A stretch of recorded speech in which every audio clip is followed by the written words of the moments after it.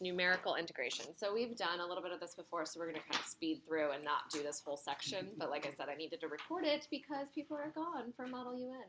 So we kind of talked about this yesterday. So if you have an f of x graph, and I ask for the area between like 2 and 5, it's not a big deal when the area, when the graph is above the curve. That would just be this positive area. Okay, but we eventually are going to start talking about area and volume, and we're going to have things that, you know, go above and below. So if I said between 2 and, well, crap, this is still above. Between 2 and 5, it's like that. But if I said between 2 and 5 and I had a curve that was below and a curve that was above, I would have to find this area. I'd have to find the intersection point, and then I'd have to find this area. And both of those would be positive values. So like the integral is negative. We would take the absolute value to make it positive, and then add it to both pieces. Do you guys understand what I'm saying? Okay, so we're getting to that eventually. So with numerical integration, there are going to be things that you don't know how to integrate. There's lots of things that even people who went to grad school, got their PhD in math, when they look at it, they're like, man, how do I integrate this? This is kind of weird.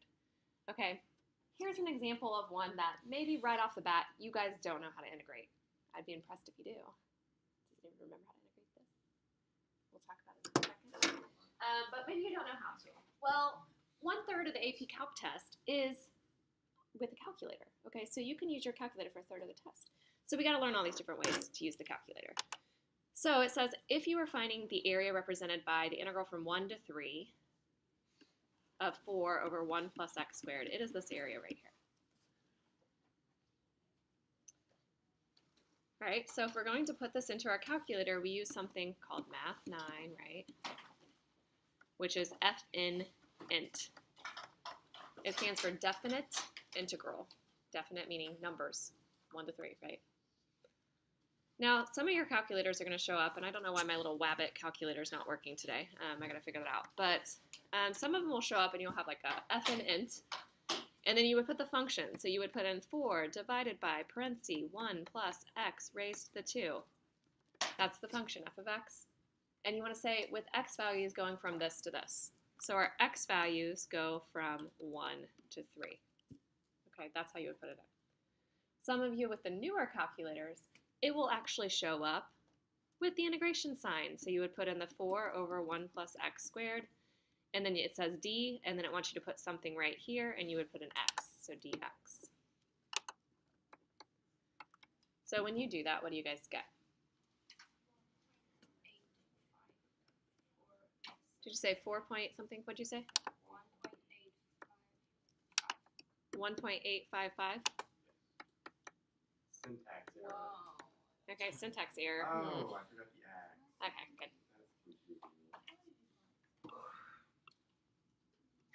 All right. Everybody has it? Everybody got 1.855?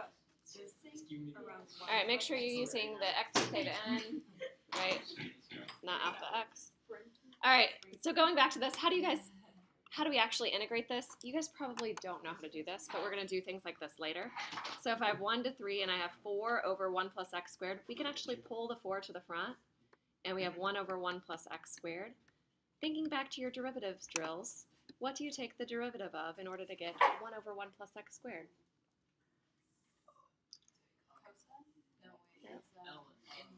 Inverse sine. No, it's not natural log. Oh, close. She's saying arcsine. Arctangent. Inverse tangent, right? So you're going to have 4 inverse tangent of x going from 1 to 3. So this answer would be 4, and then inverse tangent of 3, whatever that is, and then minus inverse tangent of 1. Inverse tangent of 1, you guys actually do know.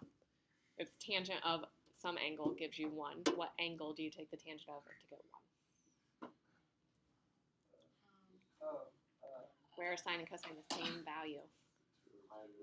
Root 2 over 2, comma root 2 over 2. What angle is that? Pi over 4. Yep, so this is pi over 4. So there's a lot of math that would go into that actual problem. But aren't we glad we can use our calculator and do that numerically? Yeah, totally. All right, so the next one. So these ones say just sketch a picture that represents the integral and then compute the numerical answer with your calculator. So if I have the integral from pi to 2 pi of sine of x. Sine starts at 0, it crosses the axis at pi, and it comes back up at 2 pi. So if we're finding the integral from pi to 2 pi, do you think the integral is positive or is it negative? It's negative. So an integral is negative, but if I asked, find the area under the curve, you know, like if I said something about an area, then that would be positive. All right, so this is going to be a negative value, so go ahead and do your math 9. So you can do math 9, put in sine of x for your function, go from pi to 2 pi. I believe you get 2. Is that correct? Did you guys get 2? Negative 2. Oh, yeah, negative. Sorry. Thank you. All right, so we got negative 2. All right, so could we do this one by hand? I think you guys could all do this by hand. You guys are good with your unit circle, your pros. If I was doing it by hand, I would integrate my sine of x. What do I get when I integrate sine of x? Negative cosine of x. When I'm trying to remember if it's positive or negative, I always just take the derivative. So the sine, when I take the derivative, sine, its derivative is cosine. So its antiderivative is negative cosine. Just add a negative. That will work for sine and cosine every time. All right, so then I go from pi to 2 pi. So I have negative cosine of 2 pi minus a negative cosine of pi, which is negative cosine of 2 pi is 1, minus a minus, so I'm going to do plus. Cosine of pi is negative 1, so we get negative 2. So you can do it by hand as well. But the next one, I don't know. This uses something called a U-Substitution. We haven't talked about U-Substitutions yet. I'm guessing you guys can figure this one out. Evan with me? So if I had some function and I wanted to get sine of x over 2 as my derivative, yeah, what do you think? Is it just half of a U-Substitution? It's kind of like a W substitution. Oh, half of a W to give the U. Funny, funny. All right. So if I do the derivative of something to get sine, what do I take the derivative of to get sine out? Negative cosine, right? So I'm going to have a negative cosine of x over 2. Now, what if I did have negative cosine of x over 2 and I took the derivative? I would have negative, or I'd have positive sine of x over 2, but I'd have times 1/2. So what about that 1/2? Like, how do I get rid of that 1/2? I don't want that there. So I just take the whole thing and I multiply by 2. That's the original. So that's how you would do the antiderivative, something like that, okay? It's way more complicated than that, though, so don't just assume, like, oh, if I have sine of x squared, I can just do the, like, undo that chain. Like, don't do that. All right, so anyway, so I have sine of x over 2. So if I was sketching out where this is, sine of x over 2, this involves some kind of transformation. Math aerobics. Horizontal what? No. Squeeze and compression. No. The other one, remember, because it's affecting the x? It's a stretch by 2. So a horizontal stretch by 2. So instead of sine going and ending at 2 pi, it doesn't really end at 2 pi, it goes on forever. This is going to be 4 pi. So when I say between 0 and 2 pi, it's going to be right there. So it looks kind of similar to what we just did, but it has been stretched out. All right, so if you do this with math 9, has anybody done it with math 9? What did you get?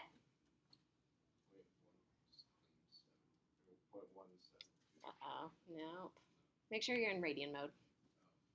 How do the parentheses work for this one? Like, should the sine be in one parenthesis and then x over 2 be in another parenthesis? Yeah, is yours coming up as fn int? Like that? 4. Well, I have the... Or is it coming up like that? Yeah. Okay. So I would do sine parenthesis x over 2, like that, dx. The d's already there. You got to put the x in though, right? All right, so we got 4, yeah. Good. The next one I think you can get even without doing math 9, but you can do math 9 if you want. Has anybody done that one? So cosine starts up at a height of 1, it goes down, it comes back up at 2 pi. So pi is directly in between. So we have this part, and we have this part. So any guesses? Yep, it's equal to 0, perfect. Good. It's not. So make a conjecture. So if I have the sine function, which goes forever in both directions. And I have negative k to k. What do we think that integral is? It is 0, exactly. So it's equal to 0. This will work for any odd function. Do you have any idea why Emerson would put it into math 9 and get negative 3.2? To the negative. Oh, I Negative have that 14. too. Oh, because it's, yeah, so sometimes it says like 3.2 times 10 to the negative 14. The reason is because your calculator, in order to find a numerical integral, is doing the rectangular method, kind of. So it's doing an approximation method, but it can't handle all of the digits. So at some point it's like rounded or truncated. And so that final answer, I mean, that's really close to 0, right? To the negative 14, it's like 13 zeros in front of it. So it just can't handle all of the digits. So it's rounded somewhere. So your calculator is lying to you. It's actually 0, but it's lying. All right. That's my calculator. All right, so this works for any odd function. So a lot of times you'll see, like on the multiple choice section, they'll sneak in some weird questions.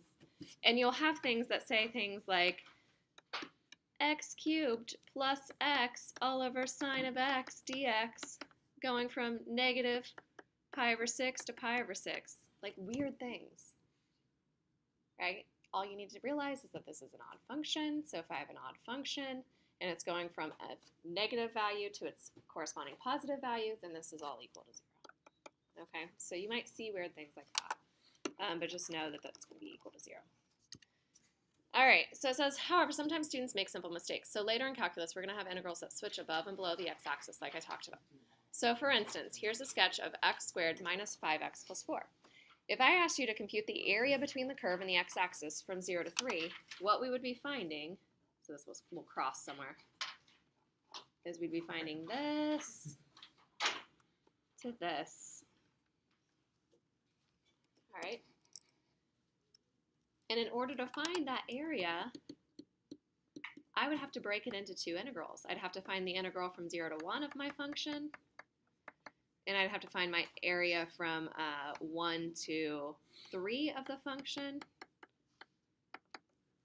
And that second one would be a negative output, right? It's a negative integral, but area is going to be positive. So we would have to do minus that, minus a negative number. Does that make sense? Or you could say plus the absolute value, right? Same idea. So it's a minus. All right, but people will get in a hurry, and you'll have like story problems and things where it's like written out like that, and it says find the area between the curve and the x-axis of f of x equals x squared minus 5x plus 4 on 0 to 3. And people have it so ingrained that integrals are area that they write it this way. And this will give you a negative number because it's a little tiny positive number and a bigger area for the negative, right? It's going to give you a negative output.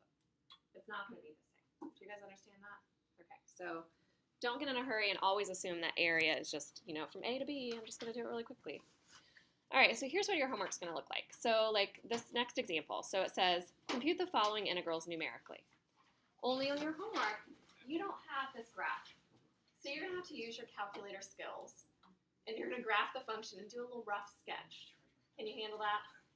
Sometimes this might involve changing the window. Like there is one on your homework where people were like, well, there's a bunch of junk happening over here. And then all of a sudden it's like, I can't see what's happening there. Well, you can zoom in, right, to that area to figure out what's happening. Okay, you might need to zoom in. You guys can use Zoombox. Do you guys know Zoombox? I like Zoombox. That's a good one. So if you need to zoom in, then do that. All right, so it says compute the following integrals numerically. So let's sketch what we're doing. We're going from negative 1 to 2. So we're finding this little area here. All right, and then we just do math 9. So can you handle it for me? Math 9. You're going to put all this in, x sine of x. These ones are both positive, so you would add them. Yeah.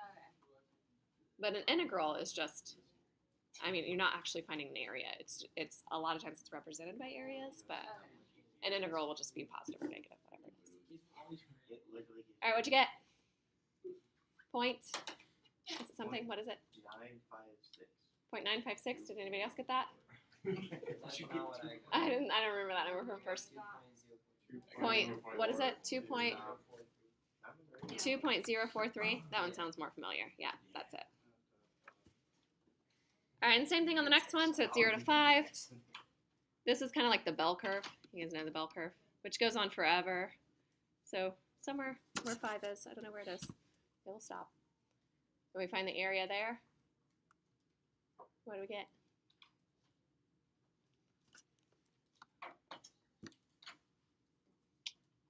You guys aren't fast with your fingers there. You guys are good at texting.